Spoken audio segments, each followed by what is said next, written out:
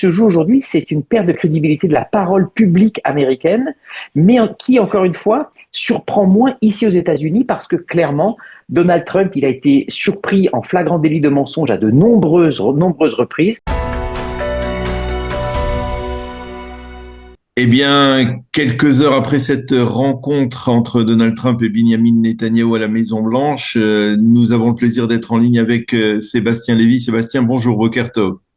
Bonjour Daniel, Boker Tov.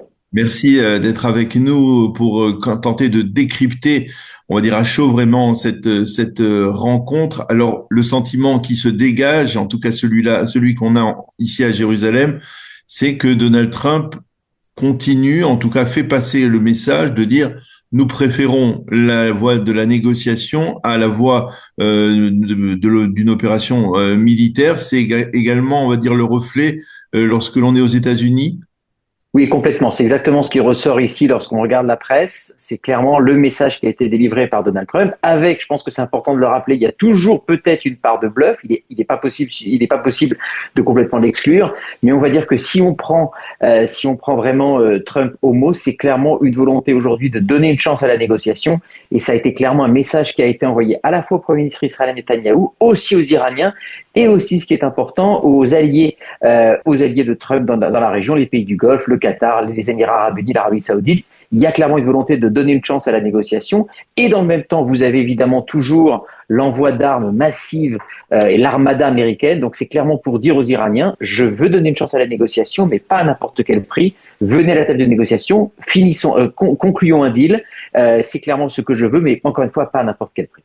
Donc, par exemple, l'annonce de l'envoi d'un nouveau porte-avions dans la région, c'est une volonté de ménager la chèvre et le chou, de dire le bâton et la carotte pour les Iraniens. C'est toujours la fameuse vision de Trump, qui n'est pas d'ailleurs dénuée de fondement. C'est vraiment la paix par la force, c'est-à-dire que je montre les muscles, vraiment j'intimide mon interlocuteur, mon adversaire en l'occurrence, pour le forcer à venir à la table de négociation. Donc ça, on va dire que c'est la carotte, c'est le bâton, pardon. Et puis la carotte, ce sont les propos publics tenus aujourd'hui de dire, regardez publiquement, j'ai dit au Premier ministre israélien que j'entendais donner une chance à la négociation. Comme ça, les Iraniens peuvent aussi entendre le message qu'ils veulent entendre, c'est-à-dire que peut-être il y a une porte de sortie qui pourrait satisfaire tout le monde. Donc clairement, vous avez les deux en même temps. Donc pour le coup, Trump ménage, comme vous le dites, la chèvre et le chou, la carotte et le bâton. Alors, on hésite effectivement de savoir qui a le plus d'influence, on va dire, aux États-Unis face à Donald Trump. On peut parler de plusieurs courants, hein. Il y a les isolationnistes, il y a Witkoff et Kouchner, et il y a, on va dire, l'approche de Benjamin Netanyahou. On avait le sentiment plusieurs fois lors des précédentes rencontres que Benjamin Netanyahou était parvenu à convaincre Donald Trump, par exemple, de la nécessité d'une opération quand il fallait bombarder Fordow en juin dernier. Là, c'est pas le cas. C'est peut-être une déception pour le Premier ministre israélien, ou alors où il y a quelque chose qui a changé. Quels sont les paramètres qui ont changé? Est-ce que on va dire, par exemple, le couple Witkoff-Kouchner prend plus d'importance, le poids de l'Arabie saoudite qu'ils portent sur leurs épaules, c'est ce qui a changé par rapport à ce qui s'est passé en juin dernier, peut-être? Oui, alors en fait, vous avez vraiment trois tendances, comme vous le dites. Vous avez l'aile, je dirais, traditionnellement pro-israélienne et interventionniste. On va dire l'aile, on va dire Marco Rubio, Mike Huckabee, qui est plutôt éventuellement aller pour un changement de régime, l'aile pro-Israël traditionnelle, sur laquelle le premier ministre israélien Netanyahou s'appuie, et qui, c'est vrai, a eu les faveurs, on va dire, de Donald Trump pendant assez longtemps. Vous avez l'aile la plus isolationniste, MAGA, qui vraiment ne veut pas d'intervention à l'extérieur, y compris en Israël, donc pas de ce qu'on appelle boots on the ground, pas de troupes à l'étranger. C'est aussi l'aile isolationniste qui veut couper l'aide à Israël, comme à tous les autres pays. Et puis vous avez effectivement l'aile, on va dire, mercantile, qui veut faire des affaires, et qui, clairement, est plus sensible aujourd'hui aux arguments des Émirats arabes unis, du Qatar, de l'Arabie saoudite qu'aux arguments d'Israël. Et c'est l'aile Kouchner-Witkoff qui fait des affaires avec ces pays. Il faut savoir que le fonds d'investissement de Jared Kushner, le gendre de Trump, dépend complètement des pays du Golfe et pas du tout, on va dire, de l'argent israélien qui est très très mineur. Et donc, c'est vrai que vous avez aujourd'hui cette aile qui a plutôt de l'influence. Et pourquoi elle a plus d'influence aujourd'hui qu'au mois de juin? Parce que vous avez aujourd'hui une situation économique aux États-Unis qui se complique un petit peu. Vous avez une popularité de Donald Trump, notamment auprès de sa base, qui est en train de chuter fortement. Et sa base, elle est aussi extrêmement sensible à ce qui se passe avec l'affaire Epstein, et donc il n'a pas envie encore de la froisser nécessairement avec une intervention à l'extérieur. Et puis l'aide, on va dire, l'aile mercantile, elle pousse plutôt Trump à faire un accord. Pourquoi? Parce qu'elle convainc Trump aujourd'hui qu'une intervention militaire, ça pourrait conduire à une hausse des prix du pétrole et donc à dégrader encore la situation économique des Américains, notamment avec l'inflation. Donc quand vous avez d'un côté l'inflation, quand vous avez de l'autre l'affaire Epstein qui dégrade la popularité de Trump auprès de l'aile MAGA la plus isolationniste, ben c'est ce qui fait que Trump est plus sensible à ces arguments qu'à l'aile, je dirais, traditionnelle comme Rubio, Huckabee, et donc l'aile sur laquelle s'appuie Netanyahou. Donc, c'est vrai que Netanyahou a plus de mal aujourd'hui à faire valoir ses arguments parce que le contexte de politique intérieure pour Trump a profondément changé depuis le mois de juin. Alors, mettons-nous à la place, on va dire, de l'opposition iranienne, de ces dizaines de milliers d'Iraniens qui sont descendus dans les rues, quelques heures après que Donald Trump ait dit l'aide américaine est en route. C'est-à-dire, que doivent-ils ressentir? Comment on explique? C'est-à-dire, parce que c'est vrai que Trump est imprévisible, c'est vrai il est capable de dire une chose sans le contraire, mais là, c'est véritablement, il y a une dissonance totale.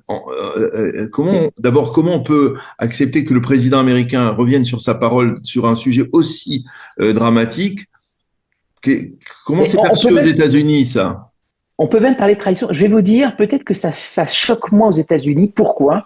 Parce que l'opinion américaine, elle est habituée, je dirais, au changement de pied permanent de Donald Trump. Mais c'est vrai que dans la sphère internationale, dans la sphère diplomatique, c'est quelque chose finalement auquel on est moins habitué. Les chancelleries occidentales notamment sont moins habituées à ça parce que vous avez la parole du président des États-Unis. Normalement, peu importe qu'il soit républicain ou démocrate, lorsqu'il s'engage, lorsqu'il tient un propos public aussi fort en disant l'aide américaine is on its way, arrive, vous avez tendance à le croire. Et ce qui se joue aujourd'hui, c'est une perte de crédibilité de la parole publique américaine, mais qui, encore une fois, surprend moins ici aux États-Unis parce que clairement, Donald Trump, il a été surpris en flagrant délit de mensonge à de nombreuses reprises. Et donc aujourd'hui, il n'est pas vraiment digne de confiance auprès de l'opinion publique américaine qui, j'insiste, est sans doute moins surprise aujourd'hui que sans doute l'opinion internationale parce que ce qui est en cause aujourd'hui, c'est la parole américaine. Et puis, c'est vrai que c'est particulièrement troublant. Et c'est vrai qu'on ne peut que penser aux manifestants iraniens, ce peuple absolument héroïque qui s'est vu absolument lâché par Donald Trump. Pourquoi? Parce que sans doute Donald Trump a eu peur non pas d'envoyer ses troupes, mais il a eu peur sans doute d'une intervention longue qui, pour les raisons que j'ai dit avant, finalement, il s'est dit j'ai plus à perdre qu'à gagner et donc je préfère, je dirais, renier ma parole pour peut-être aller vers un deal que de mettre en péril ma base qui aujourd'hui est en train de me lâcher. Donc c'est vrai que mais c'est absolument terrible par rapport aux manifestants iraniens et par rapport, et j'insiste, à la crédibilité américaine. Et cette crédibilité américaine, c'est aussi un problème pour Israël parce que lorsque son principal allié cesse d'être digne de confiance, c'est aussi un problème pour un pays comme Israël. Effectivement, et surtout après les propos d'il y a même pas 24 heures de J.D. Vance qui lui-même a dit aux manifestants iraniens, si vous voulez la liberté, eh bien débrouillez-vous. C'est exactement ça. Mais c'est peu surprenant. Pourquoi? Parce que J.D. Vance, c'est l'aile, et c'est l'héritier plutôt de l'aile MAGA, hein, l'aile, on va dire, la plus isolationniste. Ce qui d'ailleurs, enfin, c'est pas le sujet là, mais c'est clairement, ça posera un problème demain à Israël si J.D. Vance est le successeur de Donald Trump, parce que là, on sera clairement avec l'aile isolationniste au pouvoir, mais ça n'est pas étonnant connaissant J.D. Vance. J.D. Vance ne s'intéresse pas à la démocratie, aux droits des manifestants, notamment en Iran. Donc, c'est absolument pas étonnant qu'il ait tenu ces propos. Il faut reconnaître une chose à J.D. Vance, il dit ce qu'il pense, il l'avait dit aux Européens, il le dit aux Iraniens maintenant. Alors, l'un des objectifs aussi de la visite de Benjamin Netanyahu, c'était d'essayer peut-être de convaincre Donald Trump de lui donner un feu vert pour une opération israélienne qui serait pas obligatoirement dépendante des Américains. Vous ne pensez pas qu'il a obtenu?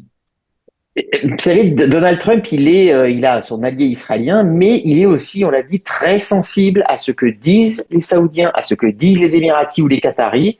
Or, il y a clairement une pression aujourd'hui de la part de ces pays pour qu'il n'y ait pas d'intervention tout court. Donc, est-ce que Netanyahou prendra le risque, un petit peu comme il l'avait fait en juin, même si c'était quand même coordonné avec les États-Unis, mais d'une certaine façon, de mettre les États-Unis devant le fait accompli, en disant je vais faire une opération qui aura tellement de succès que Donald Trump viendra au secours de la victoire. Mais là, c'est sans doute extrêmement risqué pour lui de faire ça, parce que vous avez notamment à la Maison-Blanche des gens qui mettent en garde contre toute intervention, y compris israélienne, y compris unilatérale, et notamment les Kushner, les Witkoff, mais aussi l'El Maga. Et pour cela, il est fort possible que Netanyahou n'osera pas se mettre mettre à dos Donald Trump. Il a suffisamment flatté Donald Trump, qui a fait plein de gestes pour Israël. En ce sens, d'une certaine façon, c'est compliqué pour Benjamin Netanyahou d'aller contre les désirata de Donald Trump, y compris sur une frappe unilatérale. Maintenant, j'insiste sur un point. Peut-être que c'est un énorme bluff, et peut-être aussi à la fois américano-israélien, ou peut-être que Netanyahou, finalement, il y a peut-être une mise en scène de ce désaccord israélo-américain qui permettra à Israël d'intervenir avec une espèce de soutien tacite américain. Je pense qu'il faut être extrêmement modeste, extrêmement prudent. Il y a des choses qui se jouent en coulisses dont nous n'avons strictement aucune idée. Non, c'est-à-dire, est-ce que c'est envisageable vraiment que on déplace tellement de forces dans la région, Bien deux sûr. porte-avions, leur armada, pour ne pas aller au bout du compte vers une opération militaire? Encore une fois, si, d'une certaine façon, s'il y a une intervention, on sera surpris, après tous les messages envoyés par Trump, mais s'il n'y a pas d'intervention, on sera surpris à cause, effectivement, des investissements colossaux qui ont été faits avec cette armada. Et d'une certaine façon, ça fait partie du côté imprévisible, mais une volonté d'être imprévisible de la part de Donald Trump pour laisser tout le monde en instabilité. Donc il y a effectivement les messages oraux, vous avez les messages visuels qui, eux, sont clairement portent vers une intervention. C'est vrai on est un peu perdu, mais encore une fois, d'un point de vue politique, on va plutôt, je dirais, vers une volonté d'apaisement et de trouver un accord. Maintenant, la question, et c'est sans doute effectivement ce qui s'est décidé aujourd'hui, ce qui est discuté, quelles sont les lignes rouges que Netanyahou a sans doute voulu expliquer à Trump en disant, OK, si vous allez vers un accord, ne signez pas n'importe quoi parce qu'il y a vraiment des choses qui sont des intangibles et on ne sait pas encore une fois ce qui s'est dit.